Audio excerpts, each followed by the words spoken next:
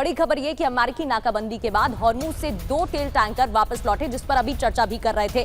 नाकाबंदी लागू होते ही 2 तेल टैंकर्स ने अपना रास्ता बदल लिया।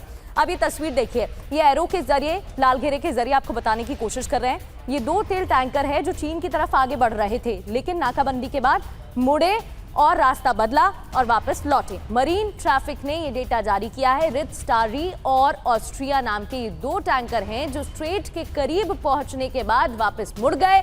रिच स्टारी टैंकर के शारजाह एंक्रिज से चीन के लिए रवाना होने की खबर, और दूसरा टैंकर जो आप इन तस्वीर में देख रहे हैं, ऑस्ट्रिया, हॉर्मुज के करीब पहुंचकर वापस लौटना पड़ा नाकाबंदी की वजह से।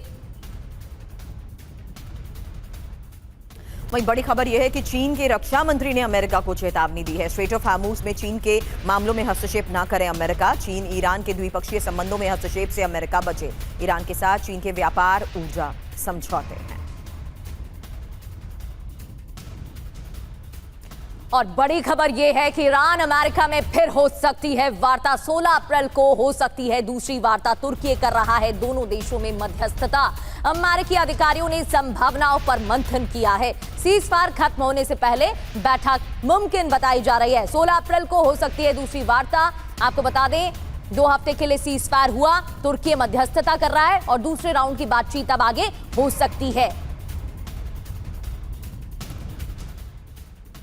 वहीं ईरान से वार्ता पर जेडी वेंस का बयान। इस वक्त एक और बड़ी खबर आपको बता दें, जहां सीजफायर खत्म होने से पहले एक और वार्ता को लेकर ये खबर है और इस्लामाबाद में बातचीत नाकाम रही। ये बात जेडी वेंस ने कही। ईरान से कई मुद्दों पर सहमति बनी,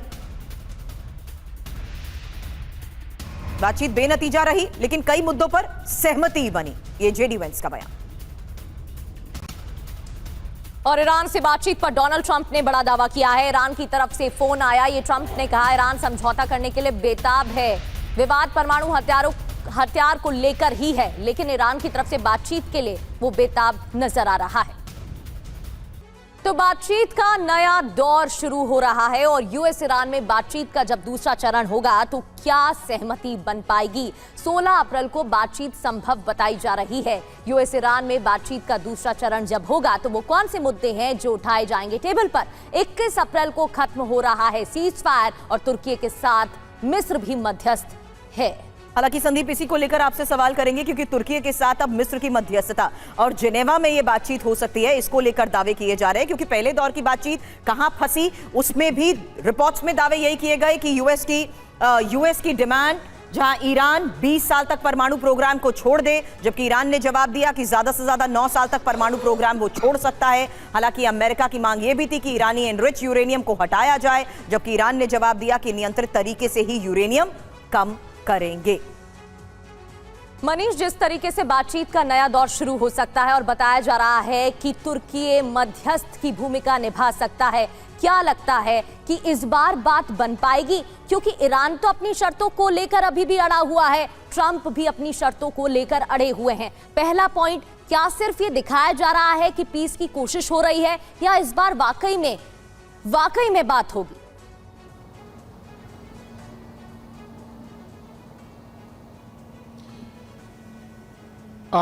प्रगति, ये सवाल मुझसे है। मनीष जी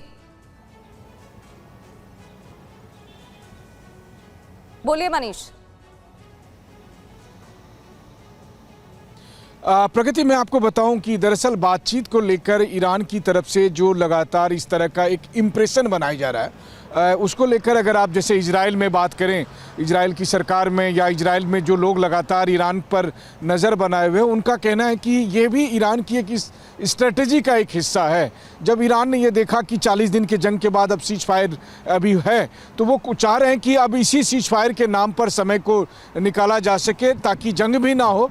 लेकिन बातचीत में ईरान से कोई कुछ ले नहीं सकता है, ये अब तक का रिकॉर्ड है। या कहें कि अभी तक जो सबसे बड़ी कामयाबी मिली थी वो 2015 में जब ओबामा एडमिनिस्ट्रेशन के समय में JCPO हुआ था और उस वक्त एक न्यूक्लियर डील हुई थी जिसे ट्रंप ने खुद ही खारिज कर दिया था।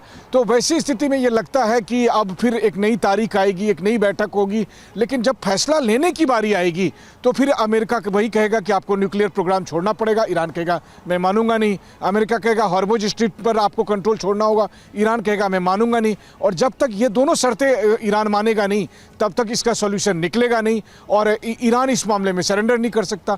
तो कुल मिलाकर ये स्थिति है, मतलब जहां इस्लामाबाद में जिन वजहों से बातचीत टूटी थी वही आगे भी होगा, क्योंकि दोनों में से कोई भी पक्ष इसको लेकर समझौता नहीं कर सकता और सारी बातचीत इसी वजह से फेल होती जाएगी।